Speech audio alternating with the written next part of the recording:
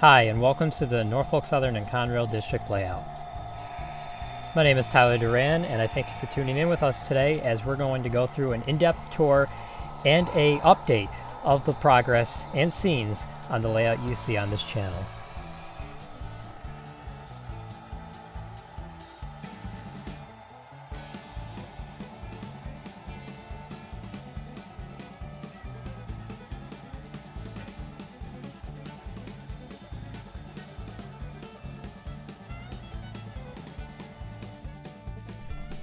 So to start, guys, we're just going to do a quick flyby of the layout and a little walk around of it so you can get a general idea of the space and how the layout exactly looks.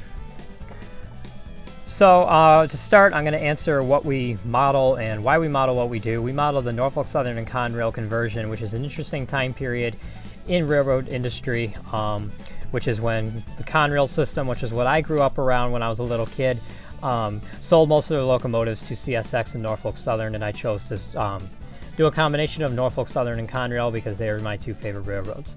This allows me to somewhat realistically have foreign power, such as the Guildford Main Central locomotive and CSX locomotives, but also in the sense that my layout is loosely modern, meaning that I have some locomotives from the past and present running on the main line. The layout has about 250 feet of track. The main line I haven't measured yet, but it's probably around the 150 range. The main line is split into two different tracks. Track 2 goes into the yard, and track 1 is the yard bypass, which allows trains to run continuously without having to worry about aligning switches or having to switch over tracks unless needed. Again, I'll talk more about that later in the video. The layout is split into three different sections, that being Arley, the main section of the layout, and main control point, where you saw that signal bridge that I did a video on. Pikesville, which is more of a suburban town, which we're working on, where you'll see that cool intersection with the working crossing lights, and also we want to get some, eventually we want to get some traffic lights in there. And Lake Evans is what I'm showing right now, with a forest town with some rafting, and as well as South Creek Road, which is my favorite road on the layout, with these working crossing signals that remind me of the Buffalo Southern Railway. As you can see, as we make our way west here, we get into more of a yard area. This is the other end of Boston Yard, where the yard comes out and begins to go back onto the main line. Here we have some private roads which aren't quite done, and some industries which also aren't quite done with wood chips and lumber. There's the signal bridge that I mentioned earlier in the video. I have a separate video all about that signal bridge later on the channel farther down. And as you can see, we're in Arley right now. This is the scene that goes from the town over to Lake Evans with the backdrop. And then that's the Marty Phelps Memorial Park, one of my favorite things on the layout. I'll talk more about that later on. This was a quick flyby, and we're going to get started and back at the yard at Boston Yard. So welcome to Boston Yard. This is the end of Boston Yard, and as you can see, it's not a full yard, meaning that it connects back onto the main line. It's a full loop. It's just a yard that runs out of a yard lead and all the tracks end. But however, as you can see, there are several tracks in the yard. So this was a big upgrade since the last layout. We're now able to store a lot more cars in the yard, which I can tell you now really helps with operating sessions and just operations in general. But as you can see, the track all the way in the background there with the grain cars is a a grain car factory or facility where we keep mostly grain cars in that curve in by the grain elevators there, and then I usually keep salt and cement cars down further on the siding. Continuing this way, we have all the other tracks of the yard. So all the tracks up to about these last three right here are just for any miscellaneous cars, freight cars, usually manifest cars. You'll see all different mixtures of cars there on those sidings. This siding right here, I like to dedicate to the local. So as you can see, I have the cabooses sitting there, as well as the engines, which are out right now, are usually parked staged right here on the siding here in the yard, which usually the engines contain a caboose and ready to go out onto the main when needed during operating sessions. The next track is, right now I have I call it the extra track. Right now I have an extra train, an excursion train parked there. This is also a track that we can keep anything like ballast trains, work trains, or any trains that friends bring over to run on the layout. And then this last track here is a track that's work in progress. As you can see, I kind of just have Jenga block there as a substitute as a platform right now, but eventually that is going to be more of a propane plant, a propane terminal, if you want to call it that. But that can fit about 6 cars, depending on how long the tank cars are, but definitely a neat touch to the end of the yard. So as you can see, the yard comes out of a yard lead, and most of the switches are all in one spot there. We try to keep them aligned when we're not using the yard, all aligned for the main lead, so that way when we have a train coming through, we don't have to worry about the switches not being thrown to the right direction. As you can see down there, we have a signal, but I'll get more in depth into that in a little bit when we go down there, as well as the industry that's located right by that signal. And as you can see, we have a really cool maintenance road here. That's not quite done. Construction paper is not my permanent solution, if you want to call it that. Construction paper is what I put down to mark where, and there's like a template of where ballast is going to go. So that's going to be a all stone service way.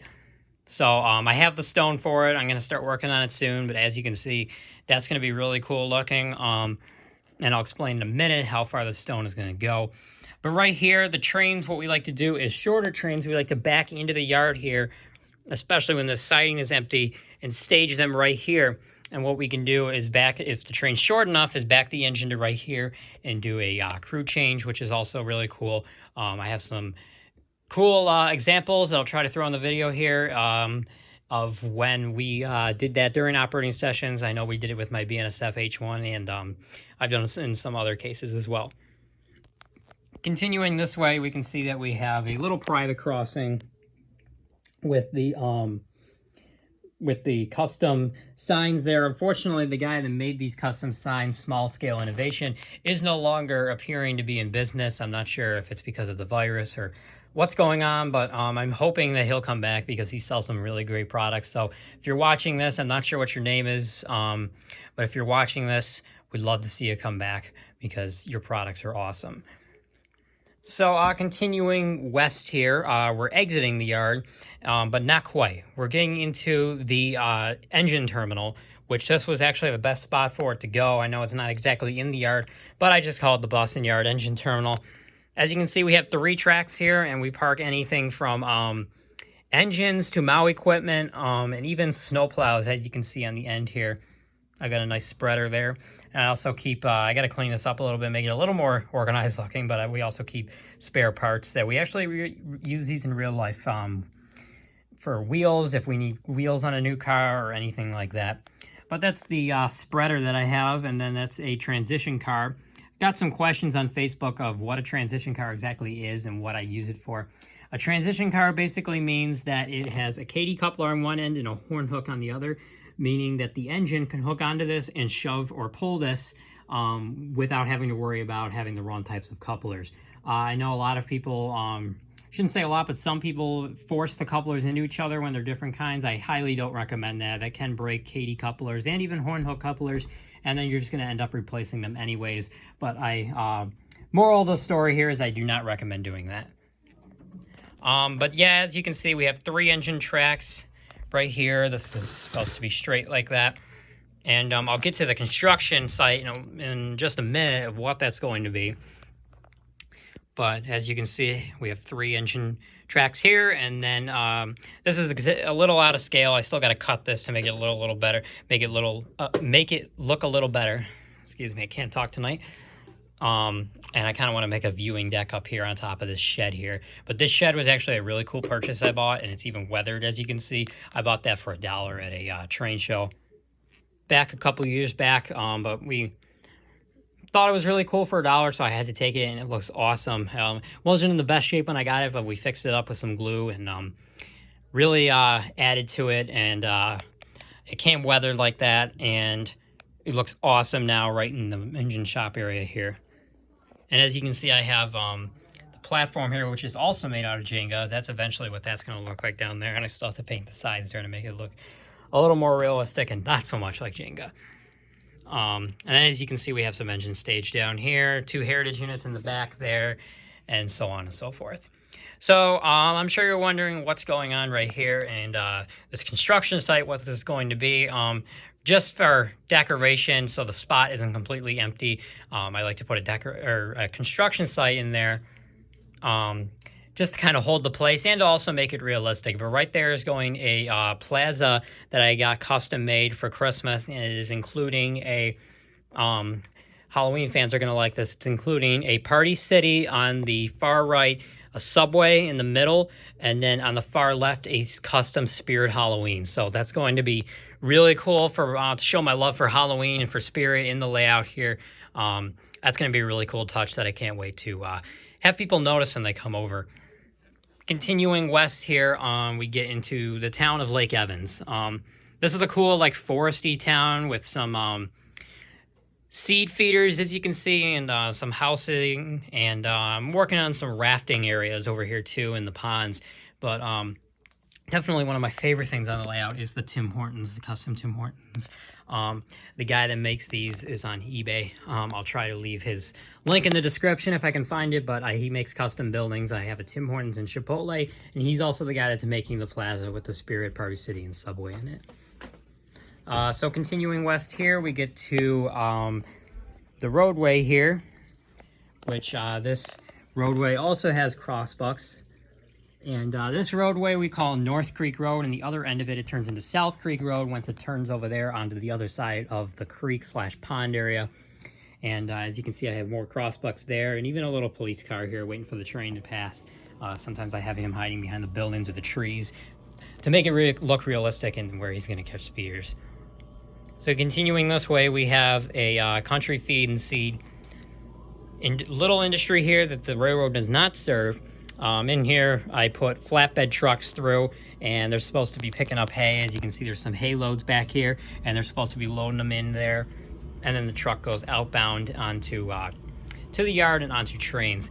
But as you can see in the background there, it's a pretty cool road with some with a school bus and some tour buses and stuff, and I'll get to that in a minute. And then the Tim Hortons is right there in the background. I still have to go back and cut that one piece of parking lot there to make it not look so crappy. But as you can see, we even have a drive-through going there, and that's going to connect to the plaza, so that's how you'll be able to reach the plaza. And then right here we have these, the creek's not in yet. There's going to be another little creek here, as well as some, I'm going to open the space up a little bit here. But as you can see, there's going to be a little creek there with the bridges. And then we also have trees right here on some boards for now, but eventually those are going to get installed once we put the grass and all the hills in. So continuing this way, these are the ponds, which I said I want to make a little dock for and make the rafting, like a rafting area here. So that's further down the road. I'm not sure what I'm going to make the dock out of yet. I might just buy like a Walther's kit or something, but we'll see when we come to that. Continuing this way, we get to the other end of the road. Like I said, this is South Creek Road now, and we have a lot of trees right here, a lot of trees, and it's going to look really cool when we get the grass in and all the more scenery in. And then right here is supposed to be kind of just an abandoned barn with some hay bales next to it as well. And then right here, as I said, this is South Creek Road, and these are my favorite crossing signals on the layout. One of the 2 working crossing signals on the layout. These are made by NJ International. They're really hard to find. Once we found them, I think we got them for $60, and definitely worth it. A lot goes into wiring them, but definitely worth it if you can find these anywhere. They were really hard to find because NJ International stopped making them, but if you were able to find them, I highly recommend them. And as you can see, I got a UPS truck waiting there, and that's one of the things I love about having stuff like this on the layout is people recognize it very easily, because who doesn't know what a UPS truck is, or you know, who doesn't know what Subway is, that kind of stuff. But continuing this way, I have a little spur industry here that takes coal cars and they load rocks into them. I got to work on a rock pile, but they load rocks into the cars, and about once a week I run a long rock train. I hope to make a video about that later on in a couple weeks for a weekly video. But the rock train is a really cool train, real rocks in it that I run, and I'm also working on getting live coal loads going too. And as you can see in the background there, we have an old baggage station, a rather large baggage station that we use for crew changes. We pull the engines up there on track 2, and it serves as a great crew change spot and a brake spot if somebody wants to go take a break from running. But as you can see right here, we have more of the custom signs, and as I said, this is all going to be ballast eventually. However, it is not yet because I still have to get the ballast and go do that. Or I'm sorry, I have the ballast, but I still have to go do that. So continuing this way, we get into the wood chip area, and this is an interesting industry. This is what I'd like to call a hybrid industry that collects a couple different types of cars. And as you can see, it's the Georgia Pacific Lumber Co. wood chip facility. So over here we have like, this is supposed to resemble wood chips, although it doesn't look the best. And we're coming up with a way to make wood chips or buy wood chips from scenery. If anybody has any ideas of how to get wood chips or make wood chips, please comment below, and I would greatly appreciate it because we want to get those going, wood chip trains going. But as you can see, what we are trying to replicate here is that they take materials such as wood out of the box cars and then chop it up into wood chips and put it in the cars. And then as well as some flat cars can go back there to load some lumber on. And I'm also working on getting some lumber center beam cars here on the layout. This is going to be a yard office. I still have yet to add a little, we're going to add also a little gravel area for this yard office. But to pay attention more to the little bit of the detail that I've put into the lumber area here. It'll obviously look better when I get ballast down and everything, but as you can see, we got an abandoned Erie Lackawanna shell, as well as a Santa Fe trailer. The popsicle sticks are supposed to represent lumber, and then I even have some guys around here, as well as, of course, some private crossing signs there. So continuing this way is where we're starting to get into the main control point, so to speak, and we call that, the name of that is Arley. So coming into Arley here, as you can see, you can go to all different parts of the layout. We have double crossovers here, so you can switch from track 1 to 2. Also, something I should mention is track 1 is in the foreground and track 2 is in the background. And you'll notice that track 2 actually splits off from track 1, and I'll explain that later on in the video. But as you can see, we have double crossovers here, as well as a switch that goes into the yard. That goes into the yard. So here you can go into the yard, the wood chip facility, crossover tracks, and also when we get staging going, staging is going to terminate and start here as well and go under the table. So this is like the main control point of the layout. As you can see, we have the working signals here, which I made another video on. That's a couple videos down from this one. And then we also have a little NS truck I made, as well as a guy sitting outside of it there. And I also actually put him on the signal sometimes. Continuing this way, we get to the other crossover, and that's actually old signal parts. That's the old signal that went here. I tried to play along with it, that if you've noticed, when they take down the Conrail signals, they left them trackside for a while, and even some of them are still there, just rotting away in real life. So that's what I decided to resemble on my layout here. And as you can see, the station here is labeled Arley. That's where we got the name. It's one of my favorite buildings, that old baggage station. So, and I saw the name Arley on there, and that's when I knew we should name this main control point and section / town of the layout Arley. It's supposed to be like a country town with the crossovers and all the leads. Continuing this way, we have some trees, and we ordered more trees to put in here. I can't wait we're gonna make this more into a forest area as well. But as you can see, we have another signal here that's for going the opposite direction, for crossing over, and for just normal use on the main line. And then continuing this way, we're gonna get into one of my favorite parts of the layout as of now, and that's when you first walk down here. So this is the Memorial Park. For those of you that don't know what the Medina Railroad Museum is, which is what this is supposed to honor the owner of, who died a few years ago, Marty Phelps. It's a museum in Medina, New York. If you're ever out here, I highly recommend checking it out. Talked about this little scene in one of my past videos about the background here, and I have a video that's focused on the background right here and this scene right here. But if you want more information on that and about Marty and the museum, you can email me or contact me and I can give you more information. I'm not going to go too into it in this video, but as you can see, the park's got a lot of detail, as well as even the sign says Marty Phelps Memorial Park. He was one of the main guys that got me started into model trains, so died a few years ago, and we wanted to honor him on the layout. Continuing this way, we have the twin bridges. Now, I'm sure you're wondering, these look a little big. Yes, these are O-scale bridges. I'm not sure if I'm going to get HO bridges, but for now, these bridges look really good here. They're a little out of scale, but that's okay. Sometimes once in a while, I use O-scale stuff on the layout because it can be a little bigger and a little more noticeable, and operation-wise can work a lot better than HO scale. But as you can see in the background there, we have a realistic backdrop, which we are actually planning on putting on the whole entire layout. That's the next step. We're going to put plywood and get those on the rest of the layout, some industrial ones and other ones like this, and some country and desert ones, depending on the particular scene. And then right here, this is what the ballast road that I showed over by where the plaza is going in the engine shop. This is what that's going to look like eventually. This is a finished version of the ballast road. As you can see, the construction paper kind of just put down as a template or a plate, if you will, for the ballast to go on top of. But as you can see right here is a really cool scene I have. More crossbucks, as well as a farm with a silo, water tower, and then some hay bales, and then even a farmhouse right here. And you can even see the guy that's on the porch lifting wood. It's all the cool details that go into the layout that really make it come alive. So continuing this way, we get into the town of Pikesville, and this is like the main town or city, so to speak, of the layout. It's kind of just like one of those towns that you would see in the middle of the country while rail fanning. Reminds me a lot of rail fanning, actually. But this is one of my favorite parts of the layout, is the intersection scene right here. We eventually want to get a traffic light right here. But for now, we have these overhead lights, and they look friggin' awesome, as well as the fire department right behind there. And I'm also working on a gas station to go on the corner here.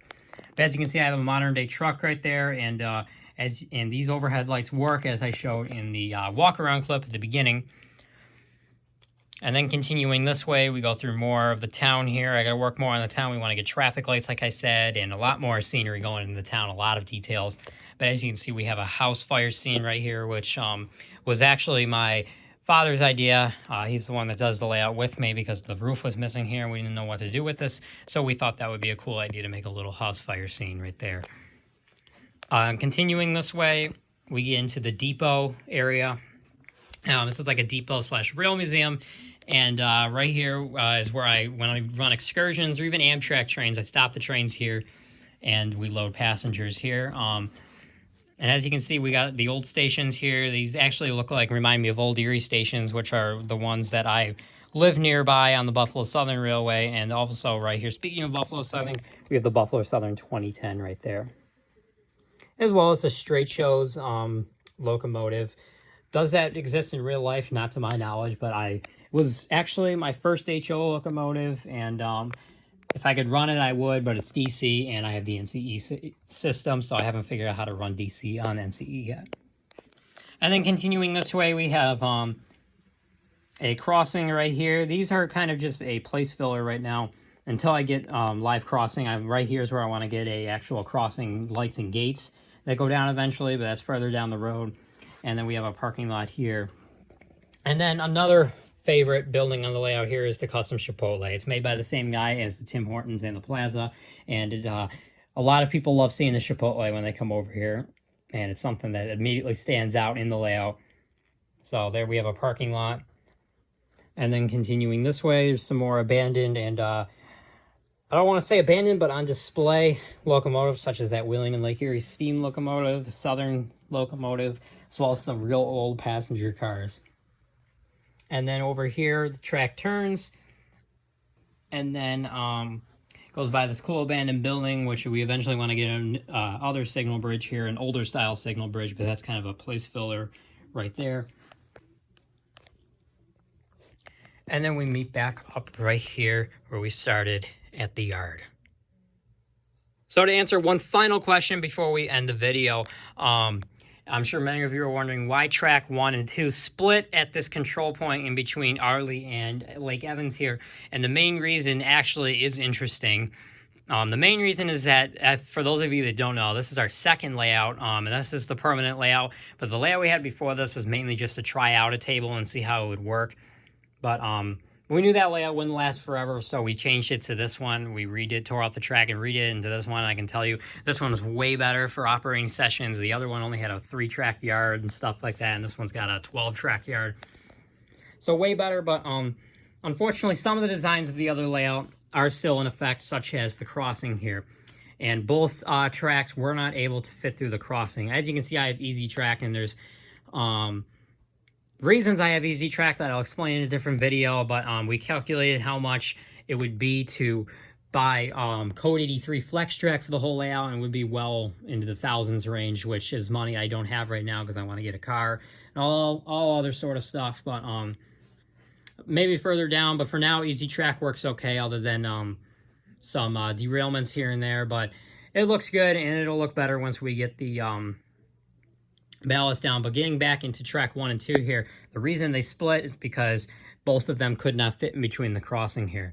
I originally tried to make it come this way and then go over as like a bridge, but realism standpoint, that wouldn't have worked, and I didn't really have the means to do that. So we decided to make track 2 like more of a staging point for the yard until we get staged underneath the table and more of a crew change. And track 1 completely bypasses the yard, and what's nice about track 1 is that it goes all the way around. The only switches you have to worry about on track 1 are the crossovers. So track 1's kind of nice for running a long time on the layout and not having to worry about having to throw any switches or switches not being aligned correctly, except the crossovers, which are controlled by the operator. So long term, they'll be controlled by the dispatcher, but they will be controlled by the operator for now.